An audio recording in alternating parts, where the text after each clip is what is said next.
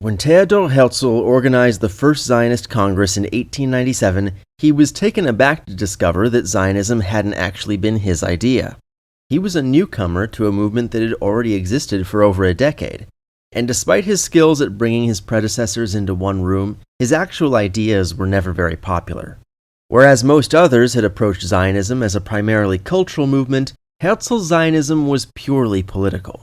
Steeped in the refined middle-class culture of Budapest and Vienna, he had no patience for anything that his colleagues recognized as distinctly Jewish, which, in addition to his hostility towards socialists in the movement and his penchant for unilateral decision-making, sufficiently alienated many of his most ardent followers into breaking from his general Zionists and forming the Democratic Fraction, led by a young biochemist from the University of Geneva named Chaim Weizmann.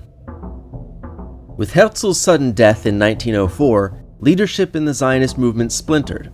In Palestine, a handful of enterprising young politicians sought to seize control of the movement from the Promised Land itself, while Herzl's friend and confidant David Wolfson was elected as the Congress's new leader. But Weizmann elected to stake his own claim on leadership, and he would do so by engaging in most of the offenses for which he had previously opposed Herzl. Around the same time as Herzl's death, Weizmann took a professorship at the University of Manchester, bringing him into close contact with local MP and then Prime Minister Arthur Balfour. Balfour was an anti-Semite of a variety particular to the British aristocracy and upper gentry of the time. The following year, he spearheaded legislation to prevent further Jewish immigration to Britain. While this anti-Semitism wasn't necessarily hateful, Balfour definitely believed in a vast collective Jewish power which would decide the fate of nations. And seeing the opportunity to bring the Zionist movement into the good graces of a global superpower, Weizmann proved particularly adept in not only flattering such preconceptions, but exaggerating his own importance within the movement. With the outbreak of the First World War, Weizmann's work as a biochemist made him indispensable in the manufacture of British munitions, which further increased his clout with political leaders. In 1917, he played a critical, though not singular, role in the issuing of the Balfour Declaration, a promise by Britain to secure a national home for the Jewish people in Palestine. Immediately afterward, he began plans to visit the front. The Palestine front was a desperate place for soldiers and civilians alike. Over the course of the war, over 100,000 of its residents had died from every type of deprivation that war could bring. The Jewish population had fallen by over a third, owing mostly to a combination of expulsion, famine, cholera, and typhus. To Weizmann, however, the unfolding humanitarian crisis was immaterial. Nearly as soon as the Allies had taken Tel Aviv, he arrived with his inner circle from London to form the Zionist Commission, an entirely self-appointed lobby with the sole purpose of pressuring British occupation forces to endorse policies in line with their specific vision of Zionism. By far their greatest success was getting the British zone of the new Occupied Enemy Territory Administration to recognize Hebrew as a language of government and commerce alongside Arabic and English. But in virtually all other respects, the Commission developed a reputation for pettiness, meddling, and overall antagonistic behavior. Weizmann was, after all, unelected, had never lived in Palestine, and had little positive to say about the place when he got there. Tempering Weizmann's belligerence was British psychoanalyst David Eder, who preferred tact and consensus building. But even Eder opposed attempts by local Jewish politicians to resume their pre-war activity, or even participate in the commission itself. And they claimed to represent the interests of Palestinian Jewry? Something needed to be done. In the meantime, Weizmann returned to Europe. Up to this point, the presidents of the Zionist organization had been Hungarian and German. To put it lightly, those days were over, so Weizmann was appointed to serve as the head of their delegation to the Paris Peace Conference. The end of the Great War had resulted in an explosion of nationalist ambitions. So important was the conference that the delegates included representatives from countries that hadn't even participated in the war. Indeed, there were delegates from countries that didn't exist yet, which included Weizmann himself. And though he probably wasn't the best choice of representative, he was still able to score a major diplomatic victory even before the conference began. From the very beginning of the war, both the Allies and the Central Powers had sought to gain a strategic advantage by encouraging nationalist uprisings against the enemy.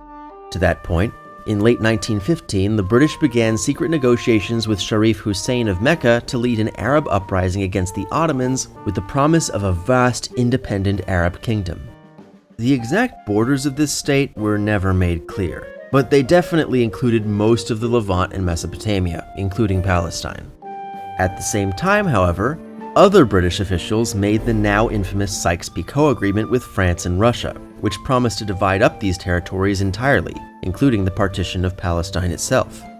For all the attention Sykes-Picot gets now, the British abandoned it almost immediately when the war against the Ottomans proved more difficult than expected. The prolonged fight against the Turks also resulted in the elevation of imperial skeptics in British intelligence, resulting in a consensus that minimizing the European presence in the region would actually be more advantageous. Even Colonel Mark Sykes, author of the Sykes-Picot Agreement, was eventually won over. So when the stalemate on the Palestine front was finally broken in late 1917, General Allenby opted to pursue the Ottomans only between the Mediterranean coast and the Hejaz Railway, enabling the Arab rebels under Sharif Hussein's son Faisal to stake their own claim to the east, later proclaiming independence as the Kingdom of Syria. With the war's end, British intelligence officer T.E. Lawrence presented this Sharifian solution to the British cabinet as a compromise between Sykes-Picot and the earlier promises to the Arabs. Under this compromise, the British would receive Palestine while the French would gain Lebanon and Alexandretta, but the remainder of the Levant and Mesopotamia would be awarded to the Arabs, with a fully independent Kingdom of Syria under Faisal and 2 British protectorates under his brothers Zayd and Abdullah. During his meddling in Palestine, Weizmann had personally negotiated with Faisal to accept this proposal, and was apparently successful. In December 1918, the two men reunited in London to prepare for the peace conference, and shortly after the new year, Lawrence brokered an agreement between them to accept the establishment of a British protectorate in Palestine with a Jewish right of return on the condition that the Sharifian solution was implemented. Anticipating that these conditions might not be met, the deal was kept secret. Rumors of the agreement did reach Jaffa and Jerusalem, where Arab nationalists took umbrage with the idea that Faisal could speak for Palestinian Arabs who didn't live under his rule. But for the time, some plausible deniability could be maintained. If successful, it would be a grand achievement. But that would depend on the actual peace conference. By the end of the First World War, the United States had risen to a position of such military and diplomatic importance that, with British support, American President Woodrow Wilson was empowered to all but dictate a framework for the post-war order. These were his famous 14 points, which among other things included a ban on secret international agreements, self-determination for the colonies and outlying territories of the defeated Central Powers, and the creation of a League of Nations to enforce the decisions of the conference and mediate future disputes with the goal of preventing another world war.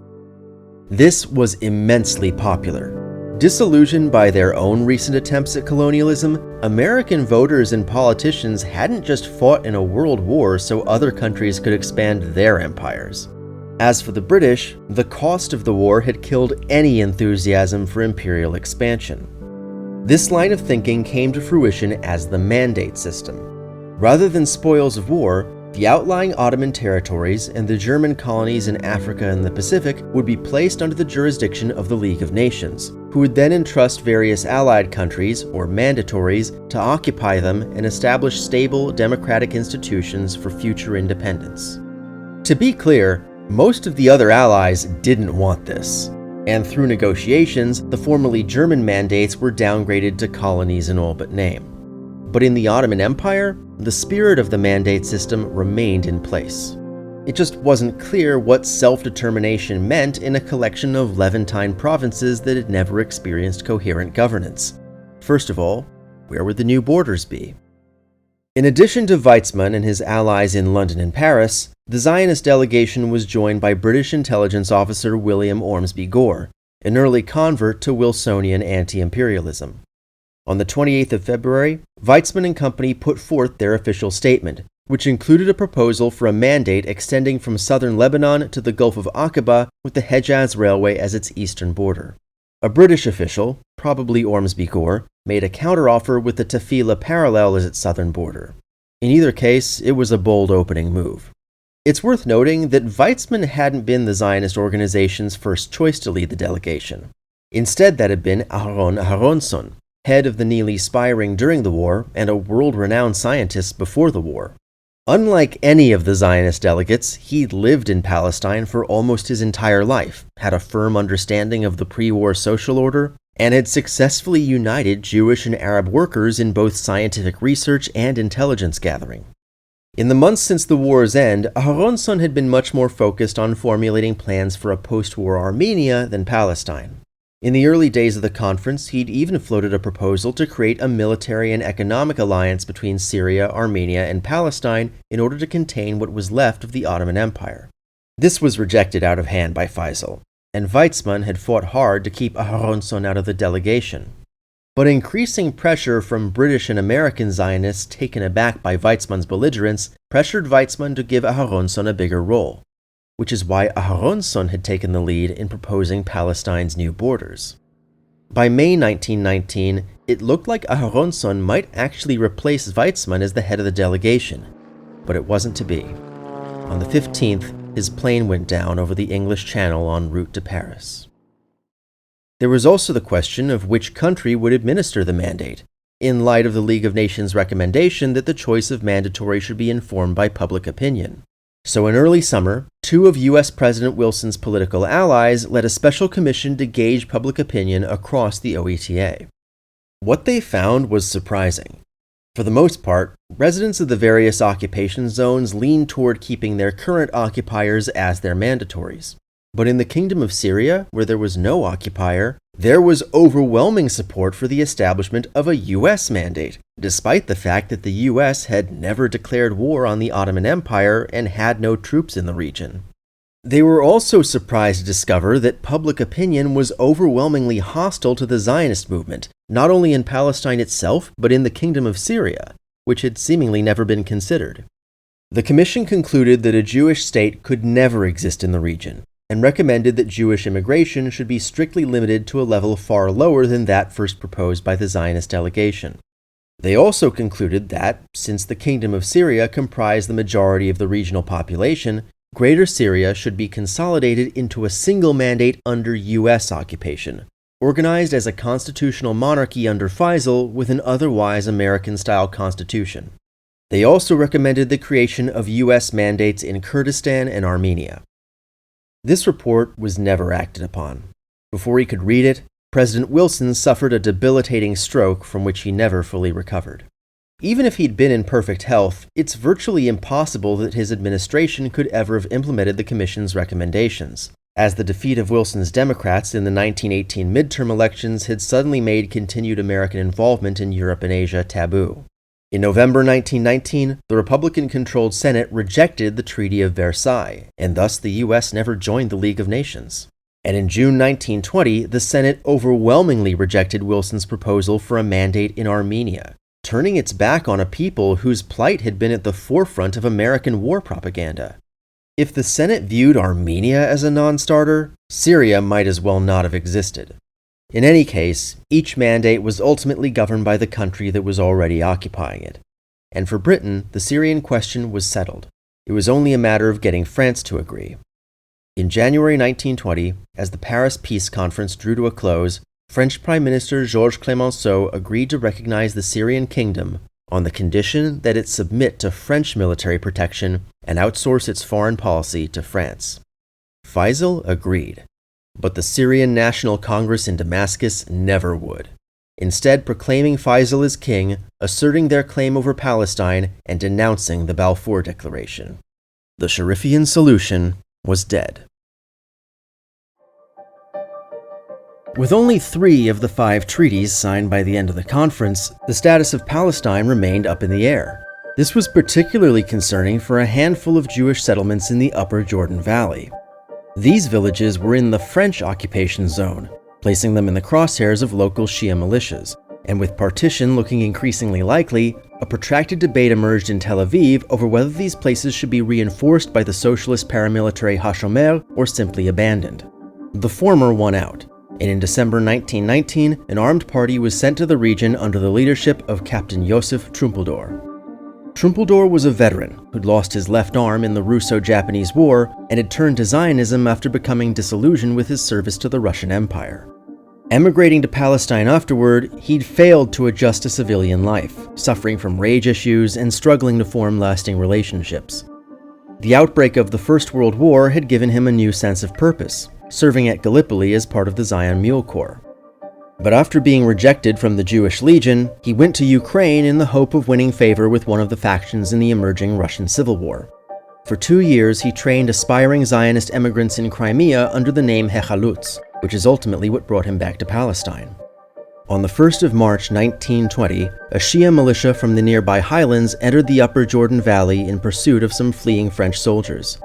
Despite being part of the French occupation zone, the valley didn't actually have any French garrisons, leading the men to suspect that their targets had taken refuge at the Zionist agricultural school of Tel Chai.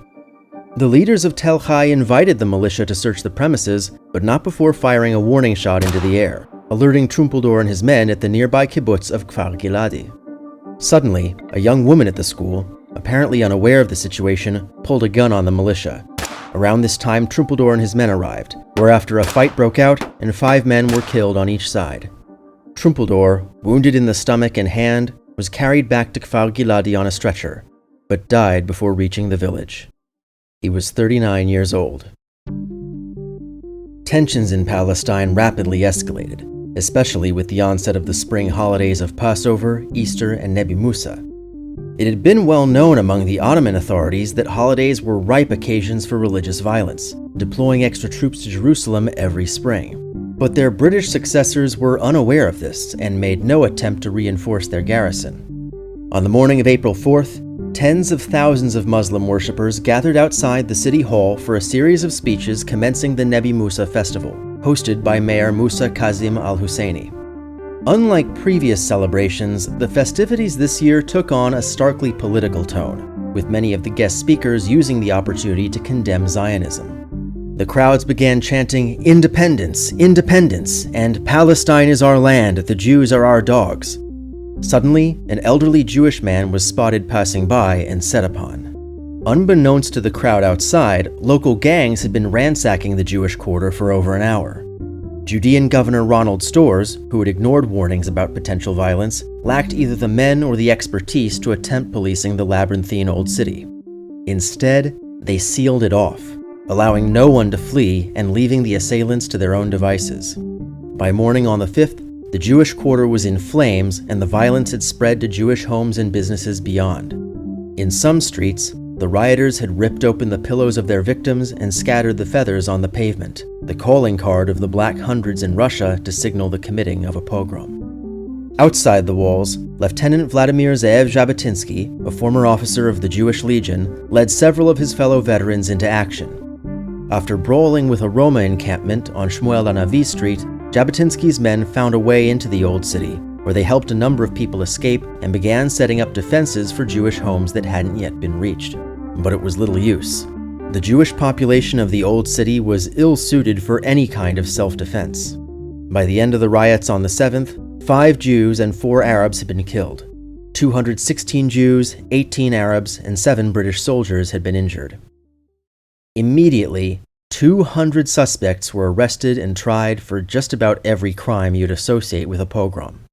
Interestingly, this included Jabotinsky, who surrendered voluntarily and was sentenced to 15 years for illegal weapons possession and suspicions of being a Bolshevik agent.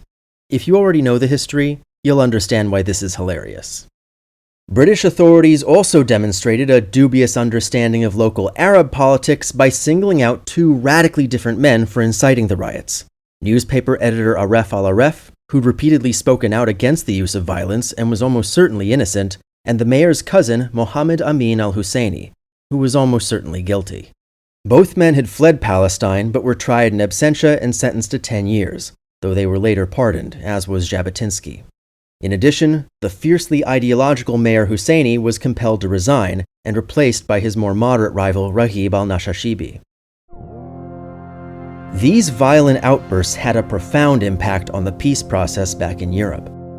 Contrary to what was going on in Palestine, most British politicians and military leaders were uninterested in honoring the Balfour Declaration, or embraced it only in the short term.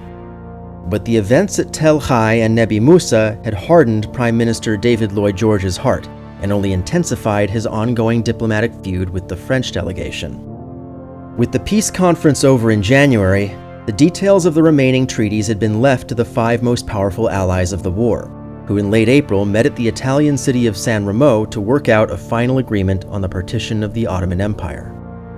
These 5 powers had always been divided over the objectives of the peace process, whether to promote a new international system that would prevent a future world war and halt imperial expansion, or to punish the Central Powers and facilitate their own imperial expansion. Among the Western Allies, no country had lost more men in the war than France. On the Western Front, they'd lost more men than all the other allies combined. The effects of this could be plainly seen on the streets of Paris, where a visible percentage of adult men were simply absent, to say nothing of the survivors, millions of whom had been permanently disabled or disfigured. For France, peace was a matter of compensation. Their aims for peace with Germany had been tempered by the British and Americans, who feared that their desire for vengeance would provoke an entire generation of Germans into another war. But France was still out for blood, and if they couldn't get it from Germany, they would get it from the rotting carcass of the Ottoman Empire. With the failure of the Sharifian solution, the debate over French rule in Syria went from a question of if to how much.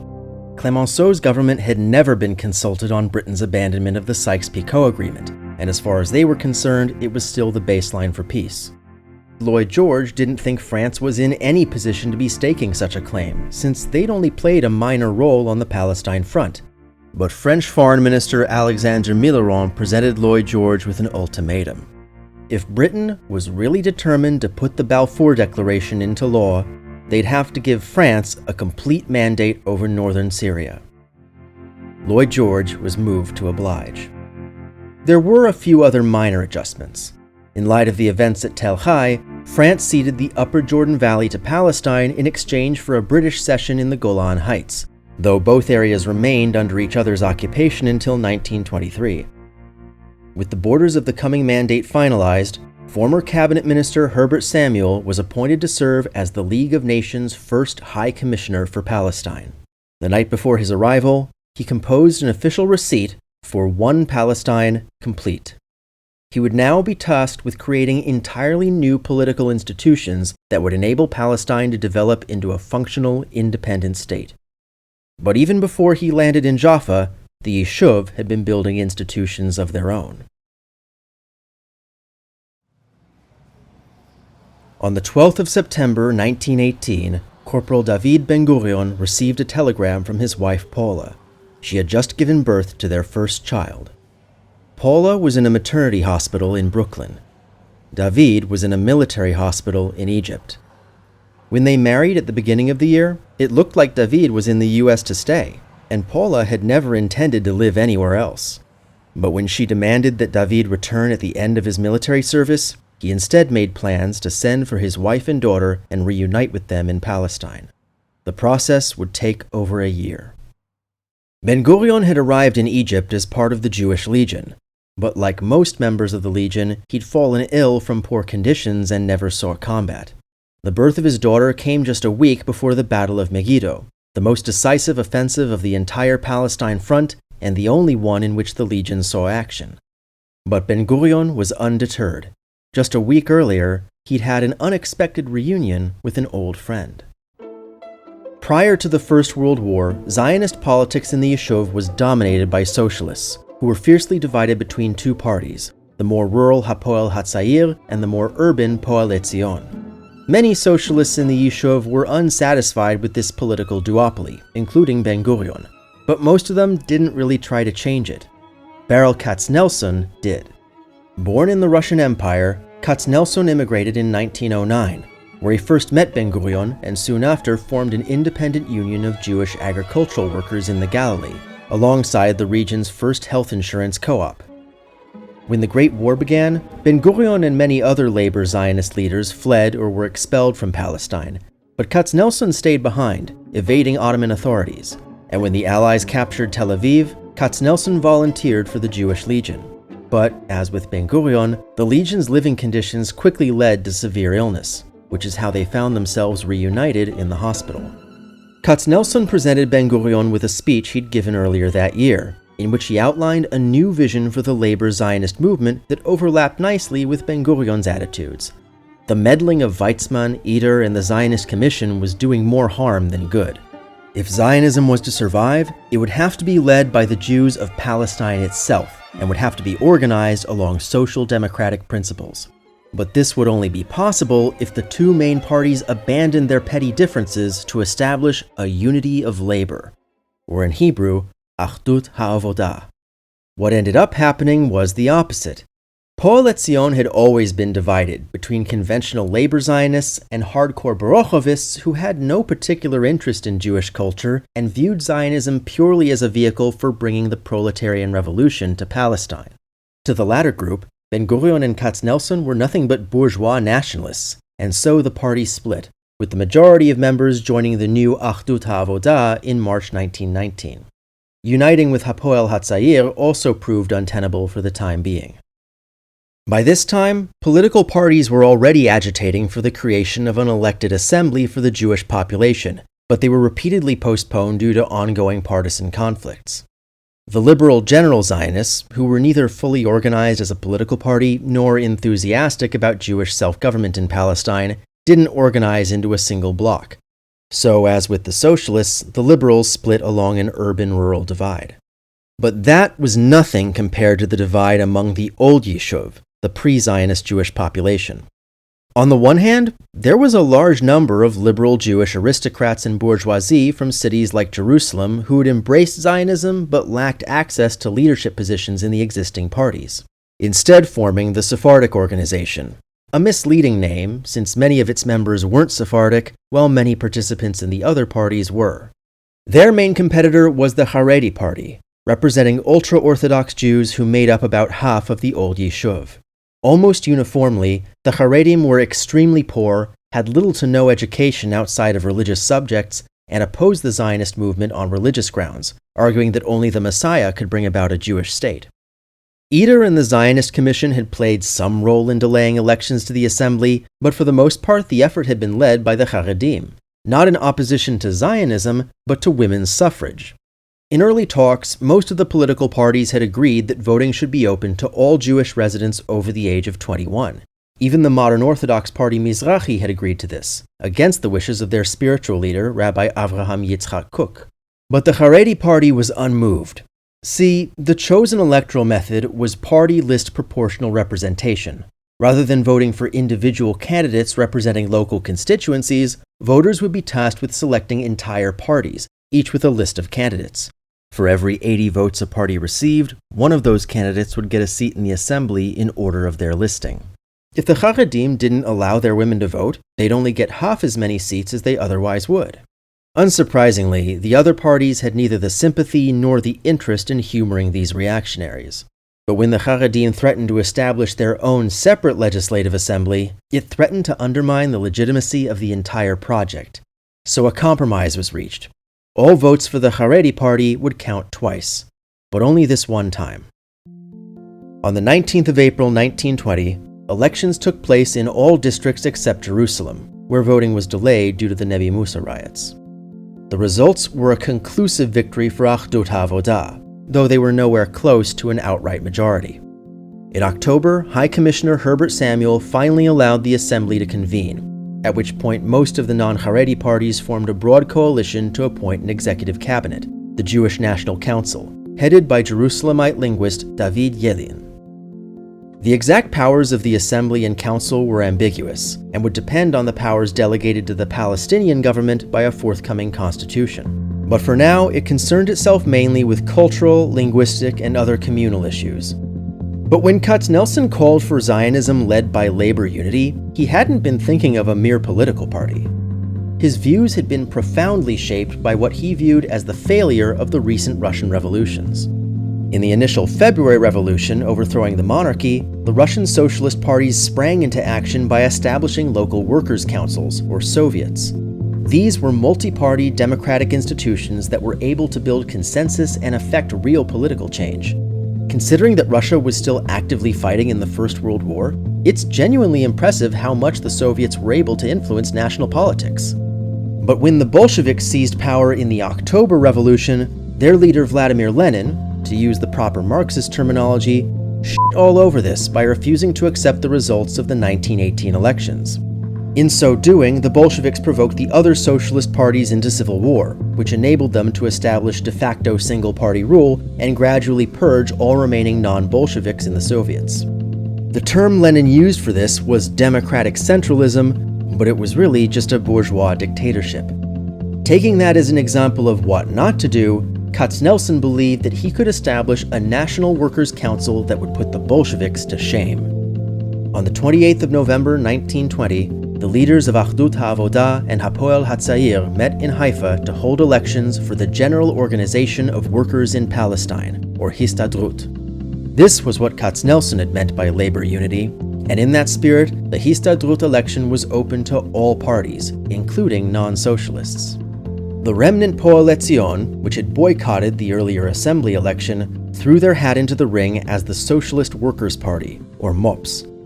In the course of the Russian Civil War, Poale Zion in Russia had sided with the Bolsheviks, and in the summer of 1920, MOPS had voted to renounce its affiliation with the Zionist Congress in favor of the Bolshevik-sponsored Communist International. On the third anniversary of the Bolshevik Revolution, MOPS had attempted to rally unemployed immigrants to revolt against the British in Jaffa, and when locals responded with near-universal disdain, they resorted to looting. Like a lot of Marxists, MOPS held it almost as a matter of faith that they were the vanguards of a proletarian silent majority. So when they placed last in the Histadrut election, they retaliated with unfounded accusations of fraud. Lenin would have been proud. Though individual members of MOPS faced trial for their agitation, High Commissioner Herbert Samuel declined to have the party itself prosecuted, reasoning that they were on their way out anyway and posed no further threat to the peace. He was wrong. Sunday, the 1st of May 1921, was International Labor Day.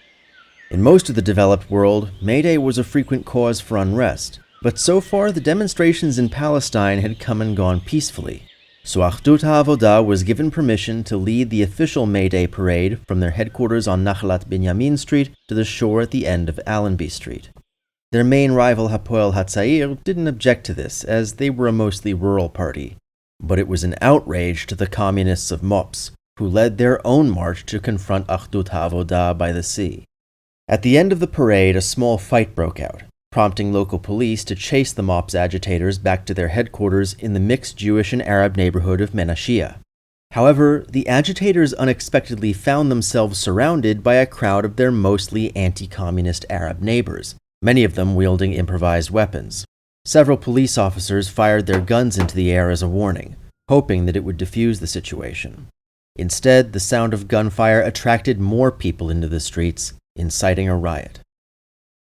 With the majority of rioters unaware of how the fight had started, their actions quickly turned away from the communists toward the Jewish population in general, and particularly Jewish women.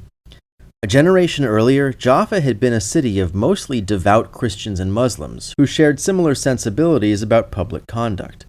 But now nearly half of Jaffa's population was Jewish, and most of that Jewish population wasn't religious, leading to a general disregard for traditional standards of female modesty. Adding insult to injury, the British, whom locals had previously regarded as a Christian state, had done nothing to stop these transgressions. Making things even worse was that this particular May 1st was also Easter Sunday in the Orthodox Church, a holiday with a famously high risk of inciting pogroms. So the rioters marched south to the Old City and began besieging a hostel run by the Zionist Commission. The British police completely froze. At this crucial moment, the local constabulary refused to intervene in the riots for fear of appearing to take a side between Arabs and Jews.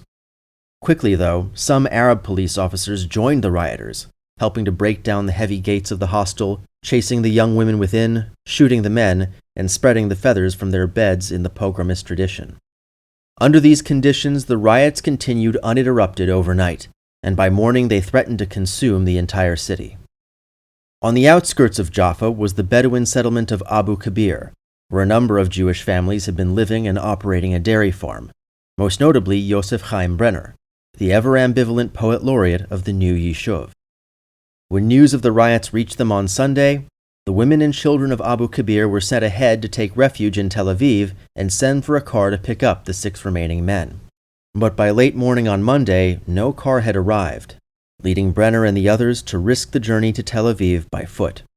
As they made their way north, they passed a small Muslim cemetery, where they were spotted by a funeral party mourning the son of a policeman who'd been killed in the riots. The mourners fell upon the 6 men with guns, hatchets, and sticks, and killed them all. Their bodies were mutilated. One of them was never found. Brenner's corpse was discovered by Beryl Katznelson, face down in the grass and naked from the waist down. That same morning, order was breaking down at the British Army base in Sarafand. Since the end of the World War, most of the 5-battalion Jewish Legion had been demobilized, with the remaining servicemen consolidated into the 1st Judeans under Australian Colonel Eliezer Margolin. This battalion, along with new local battalions, was to form the nucleus of the Palestine Defense Force. The previous night, Colonel Margolin had received permission from his superiors to lead his battalion into Jaffa and assist the local garrison in restoring order. Unbeknownst to the British, however, 17 of Margolin's NCOs had already abandoned their posts in order to gather a militia of ex-legionnaires, who now returned to Sarafand and, with Margolin's assistance, seized British guns and ammunition with which they marched back to the coast. This would be the end of Margolin's military career, but he was far from alone in leading troops into Jaffa. By mid-afternoon, British units were making the same journey on orders from Egyptian Governor Viscount Allenby, who simultaneously deployed the light cruiser HMS Calypso to secure Jaffa's port. By Monday evening, reports had emerged that non-uniformed Jewish militias had initiated a wave of retaliation against Arab neighborhoods, with credible allegations that Jewish police officers had broken rank and engaged in the killing of civilians, including women, children, and the disabled. So on Tuesday morning, Samuel, who had delayed decisive action in the hopes of avoiding escalation, finally declared martial law. The 1st Judeans were recalled, and the local RAF detachment was scrambled as a show of force. Over the next 3 days, they successfully halted or deterred copycat attacks in Kfar Saba, Petach Tikva, Hadera, and Rehovot. By this time, military forces had gained control of the major thoroughfares and were able to deter large crowds from moving between neighborhoods. On Wednesday night, HMS Calypso arrived with 50 Marines, easily securing the port and the Old City. And while scattered violence would continue for the rest of the week, the rioting in Jaffa was over. Overall, 47 Jews and 48 Arabs had been killed. 146 Jews and 73 Arabs had been wounded. Following the riots, Colonel Margolin resigned rather than face a court-martial and returned to Australia. The 1st Judeans were dissolved, as was the entire Palestine Defense Force. On the 18th of May, High Commissioner Samuel formally announced that the Jewish right of return would be temporarily suspended, adding in June that the annual quota for Jewish immigration visas would be strictly limited. In public, Weizmann, Eder, and the Zionist Commission lambasted him as a traitor to the Zionist movement and an appeaser of terror. But in private, they wrote words of encouragement for his pragmatism. Weizmann remained in Britain and was elected president of the now largely vestigial Zionist organization. The Zionist Commission itself was dissolved and reorganized as the Zionist Executive, responsible for finding work, housing, and education for new immigrants under the supervision of the Assembly of Representatives. The socialist paramilitary Hashomer was also placed under the executive under the new name, the Haganah. Having received a pardon for his role in the Nebi Musa riots a year earlier, Amin al-Husseini had come to the conclusion that they had done more harm than good, and instead turned to legitimate politics. For this reason, Samuel had already appointed him as Grand Mufti, responsible for managing Islamic holy sites in Jerusalem. The events in Jaffa only reinforced his disillusionment with violence. For now. The bodies of Yosef Chaim Brenner and the other victims at Abu Kabir were taken to be buried in a small cemetery now named for the late Yosef Trumpeldor. Both of these men had died pointlessly at the hands of people who didn't know or care who they were. But in death, they became Zionism's greatest martyrs. Everywhere, Hebrew language media repeated Trumpeldor's supposed last words, "No matter, it is good to die for the country." He never said such a thing. It was just a recycling of the famous quote by the Roman poet Horace, reflecting romantic ideas that the Great War had supposedly wiped away. Following Brenner's burial, the official newspaper of Achdut HaAvodah issued a rebuke of the Arab population and a call for separation and entrenchment. Just a few months earlier, word had reached the wider world of the catastrophic pogroms in the Russian Civil War, and the newspaper regarded the riots in Jaffa as just another extension of the worldwide struggle for Jewish survival. Over the course of just a few weeks, Jaffa's mixed neighborhoods became almost completely segregated, as thousands of Jewish residents fled for the relative safety of majority Jewish areas. And on the 11th of May, Samuel ordered Tel Aviv to be split off into a separate township. Jaffa still had some Jewish neighborhoods, but only at its northern fringe. It was a deeply cynical move, but it was also uncharacteristic of the man who had made it. Herbert Samuel was a Zionist, but he was not a servant of the Zionist movement. He would now be faced with an unenviable task: to bring together this anarchic outpost of the Ottoman Empire, with virtually no government institutions and now no army, and forge it into a stable, democratic nation-state. He would not allow the Jaffa riots to portend an existential clash between the Arab and Jewish worlds. This was an internal conflict between Palestinians. One population. One Palestine, complete.